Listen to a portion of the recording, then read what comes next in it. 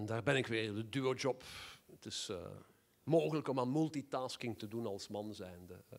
Eigenlijk is de boodschap, wanneer het om rubber gaat, rub it in. We moeten mensen echt, bij wijze van spreken, met de neus op de feiten drukken. De volgende spreker mag ik u aankondigen, dat is Alain Geldron. Alain Geldron is een Fransman, onze eerste spreker, die in Frankrijk geldt als een ware goeroe in de circulaire economie. Hij is directielid van ADEME, of ADEME, ADEME.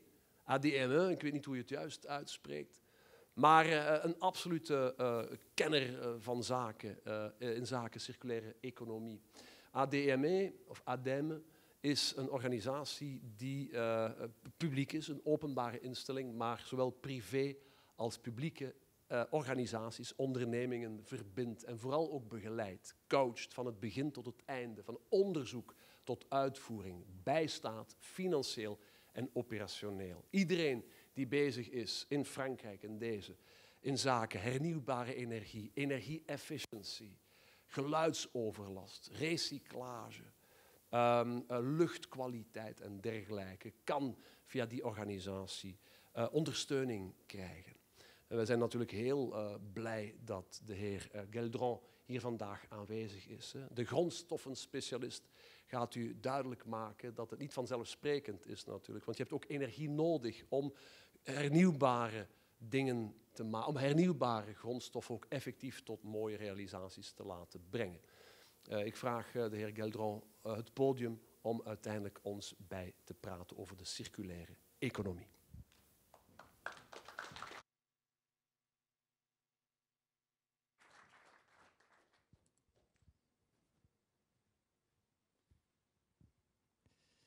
Bonjour, bonjour mesdames et messieurs. D'abord, je suis très heureux d'être parmi vous aujourd'hui, ici à Bruxelles, au cœur de l'Europe, pour vous parler d'économie circulaire. Et vous parler d'économie circulaire, c'est vous parler d'une nécessité aujourd'hui, mais aussi d'une opportunité. Alors, on va commencer par la nécessité pour voir quels sont les enjeux. Je ne sais pas s'il y a...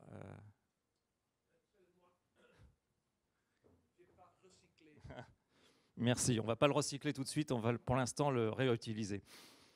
Alors, pour commencer, le premier élément qu'il faut avoir à l'esprit pour bien comprendre quels sont les enjeux de l'économie circulaire, c'est l'évolution de la population sur notre planète.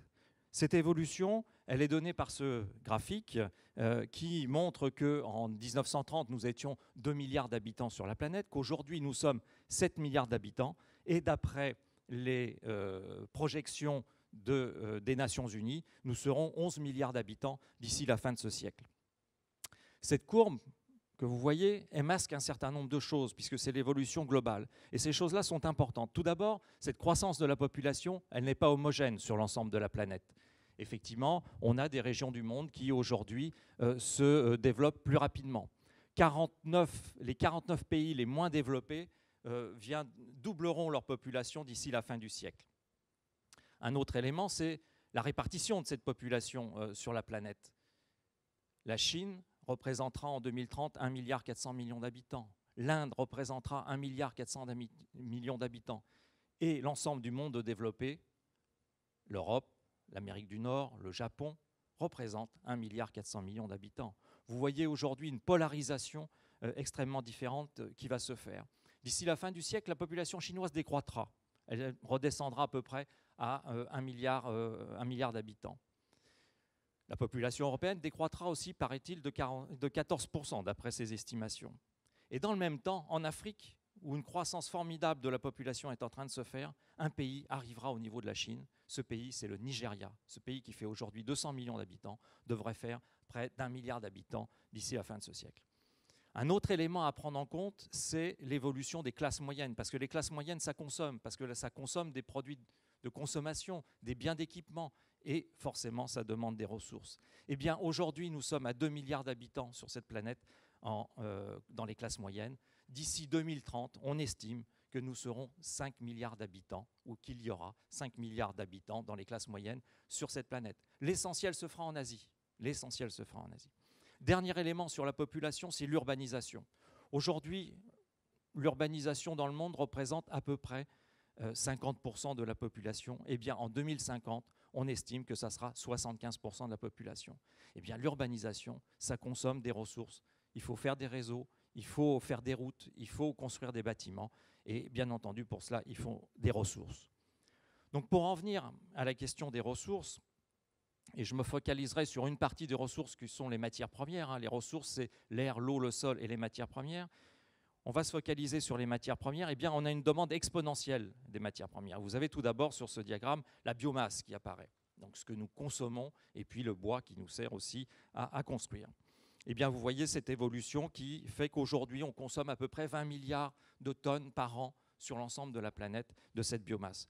Vous avez ensuite les matériaux de construction. Les matériaux de construction, le sable, ce qui sert à faire du ciment, les granulats, eh bien, ça représente environ 30 milliards de tonnes. C'est environ 40% de la totalité. C'est quelque chose d'énorme. Et vous le savez peut-être, eh bien, par exemple, une ressource comme le sable est en voie de disparition dans certaines régions du monde. Ensuite, vous avez les énergies fossiles. Celles-ci, elles sont diablement à l'ordre du jour avec la COP21 qui va se tenir à la fin du mois à Paris. Ça représente à peu près 10 milliards de tonnes, là aussi en croissance. Et puis, vous avez au final les minerais et minéraux industriels. Alors, ce n'est pas grand-chose, hein, c'est moins de 10 milliards de tonnes, mais là-dedans, bien sûr, vous avez tous les métaux, mais vous avez aussi des métaux précieux. Juste avant, il a été présenté un certain nombre de technologies. Vous ne pouvez pas faire ces technologies-là si vous n'avez pas un certain nombre de métaux précieux, de métaux rares et de métaux qui sont critiques aujourd'hui. Ce que l'on remarque sur ce diagramme, globalement, c'est que en un siècle, on est passé de 7 milliards de tonnes consommées en termes de ressources sur la planète à 70 milliards de tonnes. En 100 ans, on a multiplié par 10 notre consommation de matières premières. Je vous laisse imaginer si on continue comme ça. Eh bien, si on continue comme ça, les Nations Unies ont fait une estimation.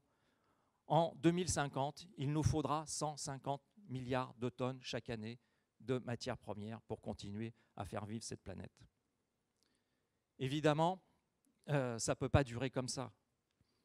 Si on voulait tout simplement stabiliser notre consommation de matières premières à 70 milliards de tonnes, eh bien, il faudrait que d'ici 2050, les pays développés, parce qu'en moyenne sur la Terre, la consommation par habitant est d'environ 10 tonnes par habitant et par an, en France c'est 14 tonnes, aux États-Unis c'est 25 tonnes, eh bien, il faudrait que d'ici la moitié de ce siècle, pour stabiliser, dans les pays développés, on descende à 6 tonnes par habitant et par an. Ça veut dire que pour stabiliser et permettre à d'autres pays de se développer, ce que l'on ne peut pas nier, hein, on ne peut pas leur nier de se développer, il faudra que globalement on diminue par 2 notre consommation. Alors cette consommation de ressources, elle a aussi un impact sur les écosystèmes. Ce diagramme que je vais vous présenter a été présenté au début de cette année au Forum économique mondial de Davos. Il est issu d'une équipe pluridisciplinaire qui essaye de voir quelles sont les limites de la consommation planétaire sur les écosystèmes. Vous avez la Terre, vous avez un rond vert qui signifie qu'à l'intérieur de ce rond, on est dans une zone tout à fait de confort pour la vie et pour la vie future. Et ensuite, dès qu'on commence à déborder, eh bien, ça devient problématique. Alors, ils ont pris en compte 9 indicateurs que je balayerai extrêmement rapidement, bien sûr. 2 d'entre eux, les entités nouvelles, c'est-à-dire les produits chimiques, les 35 millions de produits chimiques que nous avons inventés, eh bien, ils n'ont pas suffisamment d'informations pour avoir des indicateurs pertinents encore aujourd'hui. De même, sur l'accumulation des aérosols atmosphériques. Sur les autres indicateurs, vous avez tout d'abord l'acidification océanique qui, aujourd'hui, reste dans une zone tout à fait raisonnable, mais qui est en croissance assez forte, notamment, en particulier dans certaines zones océaniques, et qui, si ça dépassait cette limite-là, poserait de sérieux problèmes. Vous avez ensuite la diminution de l'ozone stratosphérique, le fameux trou d'ozone. Eh bien là, la situation s'est améliorée. Pourquoi ? Parce que l'ensemble de la planète a accepté de collaborer et de prendre des décisions qui s'imposaient avec le protocole de Montréal. Ensuite, vous avez l'usage global de l'eau douce. Aujourd'hui, les volumes consommés restent tout à fait dans une limite raisonnable. Par contre, il ne faut pas nier qu'il y a des problèmes de qualité et de répartition sur l'ensemble de la planète, mais nous ne détaillerons pas cet après-midi. Ensuite, vous avez le changement climatique. Le changement climatique, vous le savez, Aujourd'hui, on va aller à plus de 2 degrés. Hein, on voudrait y rester, mais on va sur une route qui nous emmène à plus de 2 degrés, y compris avec les engagements préliminaires qui ont été pris par les différents pays en préparation de la COP 21. On est dans une zone qu'on va qualifier d'incertitude, c'est-à-dire qu'on ne sait pas où on va, on sait que de toute façon la température va augmenter, mais on ne sait pas si on sera capable de s'arrêter. Ensuite, il y a le changement d'usage des sols. L'agriculture se développe aux dépens de la forêt, mais les sols agricoles se dégradent et on a un problème de changement d'usage des sols sur l'ensemble de cette planète. Ensuite, on rentre dans les domaines des biogéochimiques liés à l'agriculture, le cycle du phosphore. Le phosphore, c'est quelque chose qu'on va prendre dans la terre et qu'on va épandre dans les champs. Et ensuite, ça va se diffuser sur l'ensemble des milieux. Et ça, c'est aujourd'hui extrêmement problématique. De la même manière, l'azote, avec le précédé Bayer, qu'on va chercher dans l'atmosphère, que l'on minéralise et que l'on étend sur les champs, on a là largement dépassé les limites de la capacité de notre planète. Et puis, on va aller vers l'intégrité de la biosphère avec 2 sous-indicateurs. L'une qui est la fonctionnalité des écosystèmes. Comment fonctionnent les écosystèmes? Il n'y a pas de données planétaires suffisantes pour avoir un indicateur global. Mais par contre, sur la diversité génétique sur cette planète, eh bien là, on est dans une sérieuse situation. Les spécialistes disent que c'est la 6e grande extinction des espèces que nous sommes en train de vivre sur la planète. C'est-à-dire qu'avant le monde industriel, les espèces disparaissent aujourd'hui 100 fois plus vite. Vous voyez cette situation, on voit bien qu'il y a une nécessité derrière. Et pour vous donner peut-être 2 éléments de réflexion, je m'appuierai sur 2 citations. La première, elle est d'un économiste et philosophe américain qui est décédé maintenant, qui s'appelait Kenneth Boulding, et qui a dit « Celui qui croit que la croissance infinie dans un monde fini est possible est soit un fou, soit un économiste. » Je pense que ça nous amène à repenser nos modèles économiques. Et puis, je citerai un scientifique, Albert Einstein, qui disait « Pour résoudre un problème, on ne peut pas le faire avec la pensée qui l'a créé. » Donc c'est ce qui est évoqué juste avant. Il faut vraiment changer notre mode de pensée. Et ça, l'économie circulaire nous y invite. Alors, l'économie circulaire, il n'y a pas de définition dans la littérature, qu'elle soit européenne ou internationale. C'est une notion qui est assez récente, même si derrière ce concept-là, il y a des choses qui ont été pensées déjà il y a quelques années. À l'ADEME, à l'Agence de l'environnement et de la maîtrise de l'énergie, nous avons cette définition que nous vous proposons en disant que l'économie circulaire, c'est un système économique d'échange et de production qui, à tous les stades de vie des produits, que ce soit des biens ou des services d'ailleurs, vise à augmenter l'efficacité de l'utilisation des ressources et à diminuer l'impact sur l'environnement, tout en développant le bien-être humain, bien entendu, ou le bien-être des individus. Alors, l'économie circulaire, on a souvent tendance à dire c'est le recyclage. Et je voudrais attirer votre attention sur le fait que le recyclage, dans le contexte de croissance économique planétaire, ne peut pas être la seule réponse à notre problématique. Tout d'abord parce qu'à chaque production que l'on a, on en stocke un bout autour de nous. Comme disent les spécialistes, c'est stocké dans la technosphère. Et de ce fait-là, ça ne peut pas répondre aux besoins de matières nouvelles. Par ailleurs, on a des produits qui ne se recyclent pas à l'infini. Le papier se recycle environ 5 fois parce qu'à chaque fois, la fibre est coupée et qu'elle perd ses propriétés mécaniques. L'acier, quand on le recycle, eh bien on le recycle en l'ayant extrait au travers d'un broyeur qui va aussi collecter du cuivre, qui va être mélangé avec l'acier, et l'acier perd ses propriétés ou se dégrade en termes de propriétés lorsqu'il est recyclé, notamment s'il y a trop de cuivre. Et donc, pour faire certains aciers, il faudra toujours aller chercher de la matière vierge. Et puis, vous avez souvent des peintures blanches. En général, je suis dans une salle où il y a des peintures blanches. Exceptionnellement, elle ne l'est pas aujourd'hui. Mais la peinture blanche, les charges de la peinture, c'est du titane. Et 80% du titane qui est exprès sur cette planète sert à faire des peintures. Il est évident qu'il est peu probable, car court, moyen terme, voire long terme, on recycle ces peintures et donc le titane. Et puis, dans les alliages aujourd'hui, quand vous avez un acier, quand vous avez un aluminium, ce n'est pas du fer pur, ce n'est pas de l'aluminium pur. Il peut y avoir jusqu'à 40 métaux qui ont été ajoutés dedans. Eh bien, quand on les collecte en termes de déchets, on est amené à les mélanger. On obtient un cocktail qui ne ressemble à aucun des alliages précédemment fabriqués. Et donc, il faudra repartir sur de la matière vierge. Et il y a des pertes dans l'ensemble du cycle de vie des produits. Je vais vous l'illustrer sur le cuivre. À partir de données 2012, vous avez ici le début du cycle du cuivre avec une phase d'extraction et de préparation. On extrait à peu près 16, 17 millions de tonnes par an de cuivre qui vont être ensuite raffinés, transformés en semi-produits, puis rentrer dans une fabrication de produits avant d'être consommés après distribution. Eh bien, à chaque étape de ce cycle, on va avoir des pertes.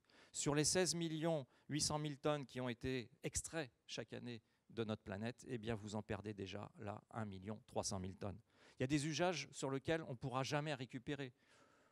En France, on traite les vignes avec du sulfate de cuivre. Il est évident que ce sulfate de cuivre, il est définitivement perdu. Après, on a un phénomène d'accumulation dans notre technosphère ou l'anthroposphère, ça dépend des terminologies des spécialistes. On estime aujourd'hui qu'il y a près de 370 millions de tonnes de cuivre qui sont stockées. Il y en a dans ce bâtiment, et qu'on augmente le stock de plus de 8 millions de tonnes par an. À partir de là, on génère 11 millions de tonnes de déchets, un peu plus de 11 millions de tonnes de déchets, dont certains ne seront pas collectés. Près de la moitié ne seront pas collectés. 1 800 000 tonnes seront perdues dans la préparation. Et puis, à partir de là, eh bien, ces déchets préparés et les déchets collectés dans les process de fabrication vont rejoindre le dispositif. Donc, vous voyez, perte, accumulation. Alors, on va regarder les choses un peu théoriques, mais ce n'est pas si théorique que ça. Vous avez ici une courbe de croissance. Cette courbe de croissance, elle a un taux de croissance d'un peu plus de 2,80%, 2,8% par an. Ce n'est pas extraordinaire, hein. Vous imaginez aujourd'hui avec une économie chinoise qui est descendue à 6% de croissance et nos économies qui aimeraient bien avoir ces 2,80% de croissance, eh bien, si on est à 20 au temps zéro, dans 100 ans, on sera à plus de 300. Alors on va dire tonnes, millions de tonnes, vous mettez ce que vous voulez derrière.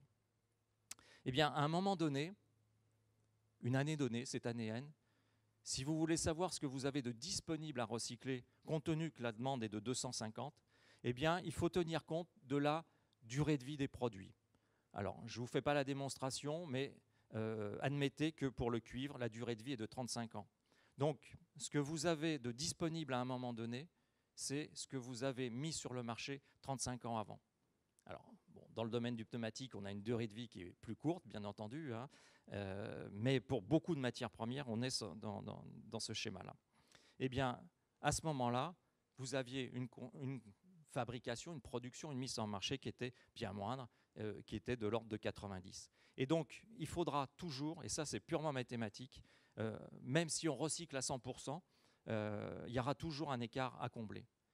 Cette courbe-là, elle n'est pas tout à fait théorique, c'est exactement la courbe de croissance du cuivre depuis 60 ans. Et donc aujourd'hui, on est à 20 millions de tonnes. Si on continue comme ça encore jusqu'à la fin de ce siècle, eh bien, à la fin de ce siècle, il faudra 250 millions de tonnes chaque année. Juste pour vous donner un chiffre en comparaison, les réserves mondiales aujourd'hui de cuivre qui sont exploitables, elles sont de 690 millions de tonnes. Ça veut dire que si on continue comme ça, à la fin de ce siècle, ce que l'on a aujourd'hui en réserve, on l'aura épuisé en 2 ans. Donc c'est bien pour vous montrer l'enjeu. Et puis, deuxième élément, toujours sur le cuivre, si aujourd'hui on recyclait 100% du cuivre, les déchets de cuivre qui sont disponibles sur la Terre, eh bien on ne pourrait couvrir que 37% de la demande en cuivre. Donc vous voyez, le recyclage ne peut pas être la réponse seule. Alors ne me faites pas dire ce que je n'ai pas dit, hein. Il faut absolument développer le recyclage pour aller moins vite dans le mur. Mais ce ne pourra pas être la seule réponse à notre problématique de limitation de la consommation de ressources et d'impact sur l'environnement. Alors, l'économie circulaire, on la présente en 3 domaines d'action et 7 piliers. Les 3 domaines d'action, c'est tout d'abord intervenir sur l'offre des acteurs économiques, sur la production. C'est intervenir ensuite sur la demande du consommateur. Le consommateur a un rôle à jouer dans cette économie circulaire. Et puis, c'est d'intervenir sur la gestion des déchets.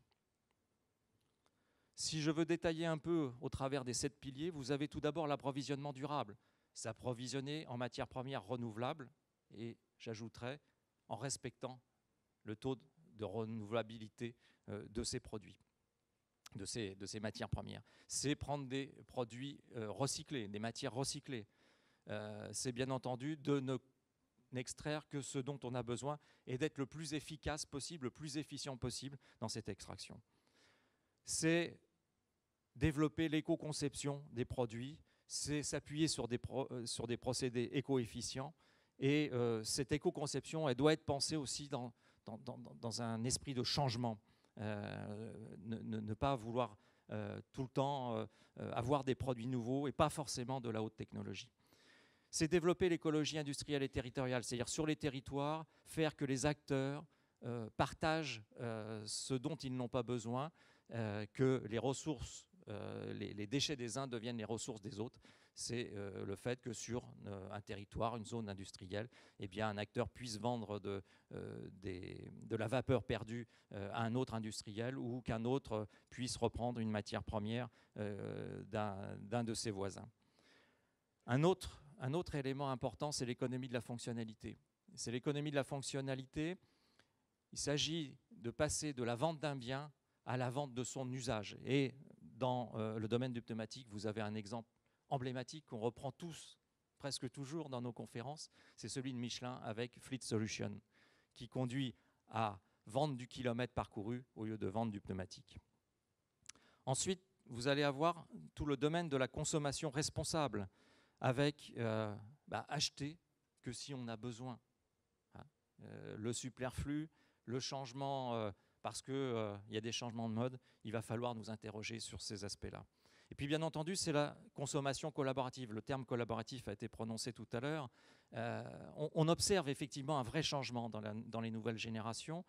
Il faudra certainement aller plus loin. Mais on voit que les changements avancent vite. Je veux dire, Blablacar, Airbnb, on n'en parlait pas il y a 5 ans. Aujourd'hui, c'est devenu absolument courant, et pas seulement dans la jeune génération. Bien entendu, il faut utiliser les produits à bon escient, et puis il faut allonger la durée d'usage des produits par le réemploi, la réutilisation, la réparation. Faire durer les produits de manière à ce qu'on ait moins d'impact en termes de consommation de ressources. Et puis, bien entendu, développer le recyclage, la valorisation. Alors, il y a des enjeux pour les entreprises qui sont importants, il nous semble. C'est tout d'abord, il faut bien analyser la valeur des flux de matière pour en diminuer la consommation. On s'aperçoit en intervenant dans les entreprises avec des bureaux d'études que l'on mandate que bien souvent, les entreprises ne sont pas conscientes de la valeur réelle de leur matière. Quand on a commencé à travailler sur cette question-là, on était dans certaines entreprises et on disait à l'entreprise, vous avez une benne de déchets d'aluminium, eh bien, il faudrait peut-être diminuer la quantité. Et on avait tendance à avoir comme réponse, on n'y touche pas parce que ça me rapporte. Il est évident que quand vous avez fait le calcul complet, entre le coût d'achat, le coût de transformation et le coût de gestion, on n'a plus du tout la même vision des choses. Donc avoir une nouvelle vision des choses, c'est extrêmement important. Il faut repenser le produit vers le service de l'usage, c'est l'économie de la fonctionnalité. Aujourd'hui, on a des entreprises, Philips a été cité tout à l'heure, et Philips s'engage dans l'économie de la fonctionnalité, et même, je dirais, tout le domaine de l'éclairage. Le syndicat de l'éclairage en France en fait son credo aujourd'hui, dit notre modèle économique de demain, et j'ai envie de dire d'aujourd'hui, c'est de ne plus vendre des lampes, mais vendre de la lumière, de vendre de l'éclairage. Eh bien, ce modèle-là, il peut être appliqué à d'autres domaines. C'est systématiser l'éco-conception, parce que l'éco-conception est génératrice d'innovation. Si on fait de l'éco-conception en changeant notre regard, eh bien, on trouvera de nouveaux modèles économiques et des modèles économiques qui ont de la valeur. On a fait une étude avec le Québec qui a montré qu'on pouvait, pour la moitié de ceux qui ont fait de l'éco-conception, développer une plus grande valeur ajoutée. Il s'agit aussi de développer la qualité des produits. On a beaucoup trop de produits dits jetables aujourd'hui. La course à l'économie au moindre prix nous a conduit à fabriquer dans le monde de plus en plus de produits de basse qualité qui nécessitent d'être renouvelés régulièrement. Il s'agit de commercialiser des produits réparables, réutilisables et recyclables. 5 clés d'une nouvelle approche de l'économie circulaire qu'il faut bien avoir en tête, c'est avoir une vision et une construction systémique, arrêter de travailler en silo, travailler en systémique. Il y a des voisins, il y a de la collaboration. C'est travailler dans la durée. L'économie circulaire, on ne le fera pas en 1 an, en 2 ans, on le fera en décennies. c'est développer des actions dans un mode coopératif et collaboratif, et ça implique la confiance entre les individus et les sociétés et les acteurs. C'est privilégier la proximité et les boucles ouvertes, et les boucles courtes, pardon. Proximité, hein, ça c'est quelque chose sur lequel il va falloir travailler. Et c'est surtout passer d'une économie de la quantité à une économie de la qualité. Et pour terminer, en guise de conclusion, je voudrais vous citer quelqu'un qu'il me plaît à citer ici à Bruxelles, c'est Jean Monnet. Il ne s'agit pas d'être optimiste ou pessimiste, il s'agit d'être déterminé. Et il faut que nous soyons tous déterminés. Je vous remercie.